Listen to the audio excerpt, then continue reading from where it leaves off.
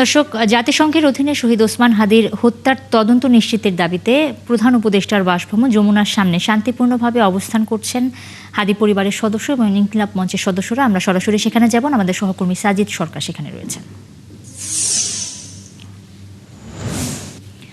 সাজিদ, কি অবস্থা দেখছেন সেখানে?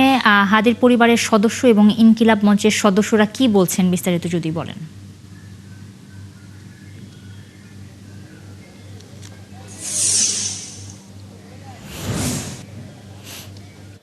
ঠিক সন্ধ্যা ৬টার দিকে ইনকিলাব মঞ্চের পক্ষ থেকে তারা এই অবস্থান কর্মসূচি শুরু করেছে এবং এই অবস্থান কর্মসূচি মূলত শহীদ ওসমান হাদির বিচারের দাবি, এবং সেই বিচার শুধুমাত্র বাংলাদেশ নয়, সেটি জাতিসংঘের তত্ত্বাবধানে হতে হবে, এবং সেই দাবিতেই কিন্তু তারা অবস্থান নিয়ে আছে। এবং অবস্থানের পরপর আমরা দেখেছি যে এই জায়গাটুকু অর্থাৎ যমুনার সামনে প্রধান উপদেষ্টা বাসভবন হওয়ার কারণে আশপাশের কিন্তু ১৪০ ধারা জারি করা রয়েছে, যার ফলে আইনশৃঙ্খলা বাহিনীর পক্ষ থেকে প্রায় ২বার তাদেরকে আসলে তাদের সাথে কথা বলা হয়েছে, যোগাযোগ করেছে, যেন এই যেহেতু সামনে নির্বাচন সব কিছু মিলিয়ে যেন এই অবস্থান কর্মসূচি তারা এখান থেকে সরে যায়, সে কারণে অনুরোধ করা হয়েছে। কিন্তু তাদের পক্ষ থেকে তারা যেটি বলছেন যে একেবারে সুস্পষ্টভাবে প্রধান উপদেষ্টার পক্ষ থেকে একেবারে বার্তা দিতে হবে, এবং যে বার্তা সেই বার্তাটি হচ্ছে যে যেহেতু দেশের এই সরকার, বর্তমান সরকার এটি বিচার করতে পারছেন না, সেই কারণে তাদের দায় নিতে হবে, যে এই দায় শুধুমাত্র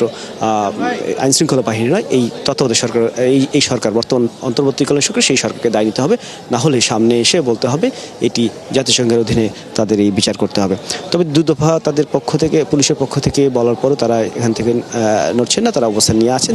তারা যে বলছেন যে এখন যদি তাদেরকে কোনোভাবে এই শান্তিপূর্ণ আন্দোলনে বাধা দেওয়ার চেষ্টা করা হয়, তাহলে কিন্তু ইনকিলাব মঞ্চের পক্ষ থেকে আগামীকাল তারা সারা দেশ থেকে প্রায় ৫০ লক্ষ মানুষের সমাগম ঘটাবে, এবং যেটি কিন্তু আসলে নির্বাচনের প্রভাব ফেলতে পারে। সেই কারণে তারা চাচ্ছেন যে তাদের যে দাবি, তাদের যে চাওয়া পাওয়া, সেটি যেন প্রধান উপদেষ্টার পক্ষ থেকে এসে তাদের এই কথাগুলো শোনা হয়, এবং সেই শোনার পরবর্তীতে তারা কিন্তু এখান থেকে উঠবেন।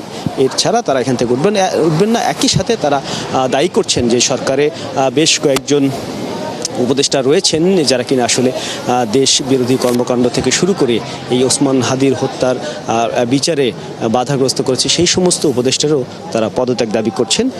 সব মিলিয়ে আসলে তাদের এই অবস্থান চলবে যদি আসলে তাদের পক্ষ থেকে, অর্থাৎ সরকারের পক্ষ থেকে কোনো ধরনের সুস্পষ্ট বার্তা না দেওয়া হয়। নুসরাত। সাজিদ, ধন্যবাদ আপনাকে। দর্শক, প্রধান উপদেষ্টার বাসভবন যমুনা সামনে থেকে যুক্ত হয়েছিলেন সহকর্মী সাজিদ সরকার।